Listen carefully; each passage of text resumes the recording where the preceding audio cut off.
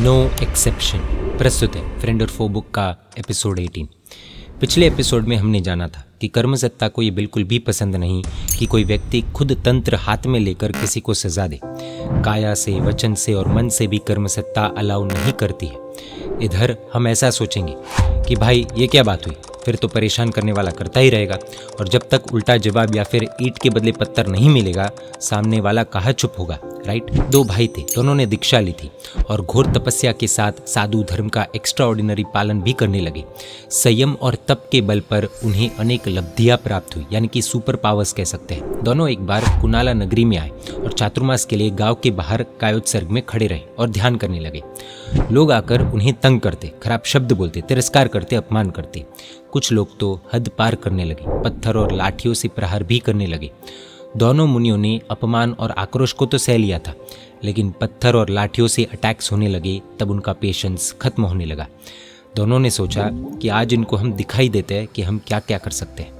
आक्रोश में आकर दोनों मुनियों ने अपनी लब्धियों का, सुपर पावर्स का प्रयोग कर तूफान लाया और पूरा इलाका तूफान की चपेट में आ गया। बहुत भयानक नुकसान हो गया। लोग त्राही त्राही पुकार उठे, खम्मा खम्मा करने लगे, लेकिन उनका काल उनसे रूठ चुका था।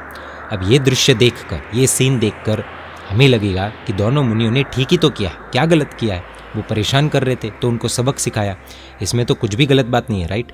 लेकिन रियलिटी यह है कि कर्मसत्ता ने इन दोनों मुनियों को भयानक सजा दी। कर्मसत्ता ने दोनों मुनियों को 7वीं नरक में भेज दिया, 7th नरक। कर्मसत्ता बेधड़क फैसला सुना देती है कि तुम अपराधी नहीं थे, यह बात सही है। लोगों ने अनेक प्रकार से पीड़ाएं देकर आपको तंग किया, यह भी सच है, लेकिन उन्हें सजा देने का, दंडित करने का, अनऑथराइज्ड एक्शन लेने का अधिकार आपको नहीं था। फिर भी कुदरत के कानून को आपने अपने हाथ में लिया, इसलिए आप भी अपराधी हैं। अतः जाइए 7th नरक की हवा खाइए, 33 सागरोपम की भीषण कारावास भुगतिए। हमने एपिसोड 17 में थप्पड़ वाले एग्जाम्पल से जाना था। कर्मसत्ता गुनाह से भी बड़ी सजा कई बार दे देती है, वही यहाँ पर भी हुआ।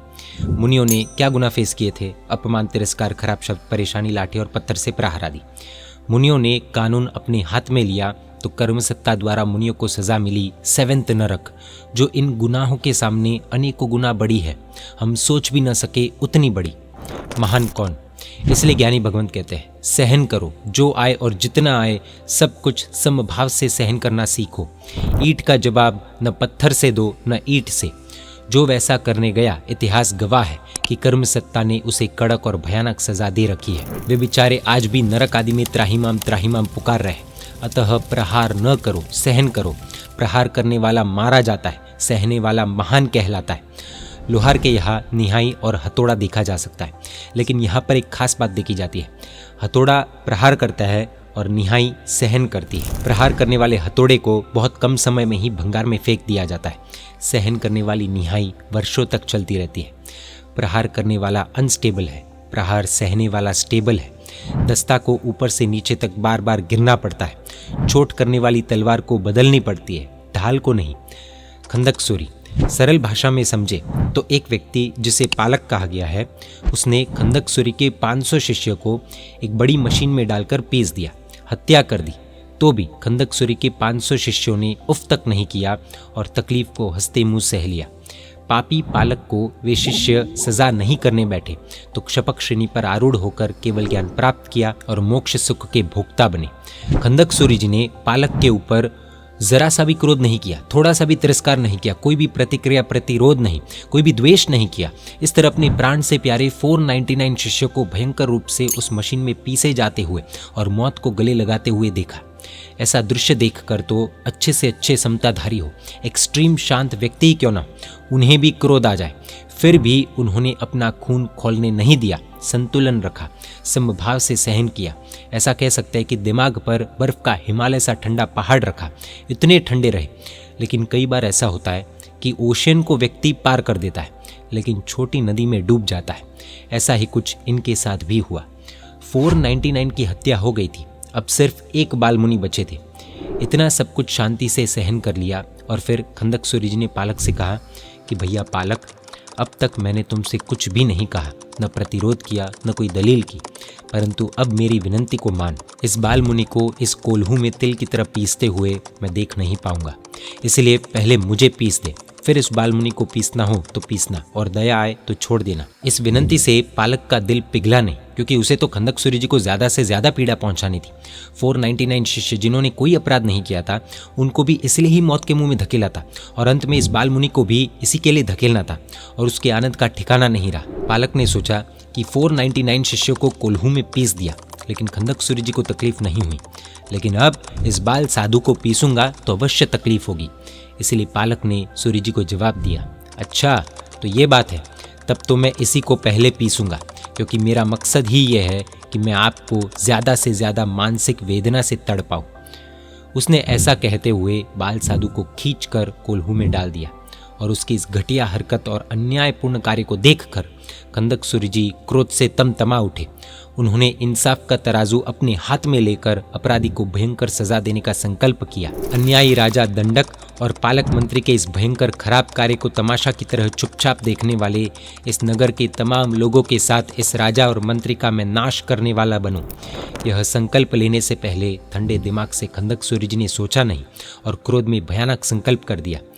कर्मसत्ता ने तो खंदक सूर्य जी को फैसला सुना दिया। 500 शिष्यों की तरह आपको भी कोल्हू में पीसा तो जाएगा ही, दुख भी वैसा ही सहन करना पड़ेगा, लेकिन आप स्वयं जज बन बैठे और सजा देने को बैठ गए तो आपको मोक्ष नहीं मिलेगा। संसार भ्रमण की भयंकर सजा आपको दी जाती है। आपके ही अद्भुत वचनों से आपके 500 शिष्यों ने यह भयंकर गलती नहीं की तो उन्हें केवल ज्ञान मिला और मोक्ष प्राप्ति का पुरस्कार मिला, लेकिन आपको नहीं। कोई भी देख कर कह देगा अन्याय हो रहा है भाई, लेकिन कर्म सत्ता को ये बिल्कुल भी पसंद नहीं कि कोई भी व्यक्ति सत्ता हाथ में लेकर सजा सुना दे। सजा का संकल्प करने वाले खंदक सूर्य जी को भी कर्म सत्ता ने भयानक सजा सुना दी। भगवान महावीर ने क्या कहा? भगवान महावीर ने 12.5 वर्ष की घोर तपश्चर्या के बाद जिस अद्भुत केवल ज्ञान की प्राप्ति की, उस केवल ज्ञान रूपी दर्पण में श्रमण भगवान महावीर ने इस दुनिया को देखा। कैसी थी वो दुनिया? राग से रंगीन, मोह से मलिन और द्वेष से दीन और हीन। ऐसी दुनिया को देखकर परमात्मा ने अपनी अनंत ज्ञान से उसका मूल देखा, बेस देखा, उसकी जड़ें देखी और उनमें पाया कि जीव अनादिकाल से कर्मसत्ता के न्याय में हस्तक्षेप कर रहा है, इंटरफेरेंस कर रहा है। इसलिए उसे कर्मसत्ता दंडित करती जा रही है। उससे मुक्त होने का बस एक ही उपाय है, और करुणा सागर भगवंत ने जीव मात्र को, हर एक जीव को इस कर्मसत्ता के भीषण दंडों से बचने के लिए उपदेश दिया। माँ कम्म बंधम करेह। प्रभु ने कहा कि जो कुछ आए सहन करो, सजा करने के लिए मत बैठो, भयंकर कर्म बांध लोगे और फिर उसका दंड तुम्हें ही भुगतना पड़ेगा। अरे सामने वाले व्यक्ति को सजा करने की व्यर्थ चिंता में आप अपनी शक्ति और बुद्धि क्यों बर्बाद करते हो? छोड़ो चिंता, कर्मसत्ता की कोट व्यापक है, वह सदा जागरूक है और बिल्कुल भी बेखबर नहीं है। चील की भांति उसकी नज़र हर पल हर एक व्यक्ति पर और उसकी हर एक गतिविधि पर गड़ी हुई है। पूज्यश्री का कहना है कि हमें कंप्लेंट करने की मूर्खता करनी ही नहीं चाहिए, और कंप्लेंट कर भी तो कितनी सकेंगे? हम कंप्लेंट करेंगे भी तो किसकी? जिसके बारे में हमें पता होगा कि इसने मुझे तन से, शरीर से तंग किया, मारा पीटा, इसने मुझे वचन से बुरा कहा, कोसा। बस तन और वचन की ही हम फरियाद कंप्लेंट कर पाएंगे, वह भी हमें पता होगा तो ही। पीठ पीछे गाली देने वालों का तो शायद हमें पता भी नहीं होगा। मन से हमारा सत्यानाश चाहने वाला व्यक्ति हमारे आसपास बैठा हो, ऐसा भी हो सकता है, और शायद हमें पता भी ना हो। उसकी तो हम कंप्लेंट भी नहीं कर पाएंगे क्योंकि हमें पता ही नहीं है। क्या उसकी सज़ा नहीं होगी उसको? क्या उसे बेगुनाह मानकर कर्मसत्ता की कोर्ट उसे रिहा कर देगी? नहीं, बिल्कुल नहीं, कंप्लेंट भी नहीं। अर्थात किसी ने सीक्रेटली या पीठ पीछे हमारी निंदा की हो या कोई हमारे लिए खराब विचार कर रहा हो तो उसे भयंकर अशुभ कर्म बंद हो ही गए हैं, ये एकदम क्लियरली समझना है। तो फिर हमें कंप्लेंट करने की ज़रूरत ही कहाँ रही? इनफैक्ट हमें तो यह भी नहीं सोचना है कि जो मेरे साथ बुरा करेगा ज़रूर उसके साथ कर्मसत्ता बुरा करेगी, ज़रूर उसका बिगड़ेगा, ज़रूर कुदरत भी उसको सज़ा देगी। ऐसा भी नहीं सोचना है, क्योंकि इस फीलिंग में भी कहीं ना कहीं उसका बिगड़े यह मन से हम इच्छा कर ही रहे, यानी कि यह भी एक प्रकार से मन से की गई शत्रुता ही हुई और कंप्लेंट जैसा ही हुआ, यानी कि इंटरफेरेंस। कर्मसत्ता अपना काम करेगी, हमें कंप्लेंट नहीं करनी है। इसलिए जो कुछ भी आए सहर्ष उसका स्वीकार करना है, सुस्वागतम, वेलकम, और न आए तो भीड़ कम कहना है, मगर आ ही जाए तो वेलकम कहने में ही फायदा है। That which cannot be cured should be endured. Enduring here means to suffer something painful और अनकंफर्टेबल विदाउट कंप्लेनिंग। वैर भाव या गुस्सा तो कतई नहीं, हाय हाय मुझे ऐसा सहना, ऐसा तो कैसे सहा जाए इत्यादि रूप से हाय तौबा भी नहीं, क्योंकि यह भी एक तरह की कंप्लेंट ही है और कंप्लेंट को भी कर्मसत्ता एक्सेप्ट नहीं करती है। मानो वह जीव को क्लियरली कहती है कि बच्चा, तुझे पता न भी हो तो भी तेरे खिलाफ किए गए अपराधों का पूरा लेखा जोखा मैं अपने हिसाब से रख ही रही हूँ और सही सज़ा भी फटकारती हूँ। किसी भी व्यक्ति का कैसा भी अपराध हो, चाहे वो छोटा हो या बड़ा, मेरी नज़रों से कोई बच नहीं सका है। मेरा सिस्टम इतना स्ट्रांग और परफेक्ट है कि लाख कोशिश करने पर भी न मुझसे कोई बच पाया है न बच पाएगा। तीर्थंकर की आत्मा भी नहीं। अपराधी के अपराध की सज़ा पक्की है। इतना सब कुछ होते हुए भी तुम मेरे ऊपर डाउट करके कंप्लेंट करते हो, अर्थात तुम भी गुनहगार हो। ले, तू भी सज़ा लेता जा। कर्मसत्ता ने तीर्थंकरों को भी नहीं छोड़ा है। जी हाँ, तो तीर्थंकरों ने इस कर्मसत्ता से जीतने के लिए जो उपाय बताया है वह जानेंगे अगले एपिसोड में। यह पुस्तक फ्रेंड और फो हिंदी, गुजराती और इंग्लिश तीनों भाषा में हृदयोद्गार.com वेबसाइट पर अवेलेबल है। जय जिनशासन, जय महावीर।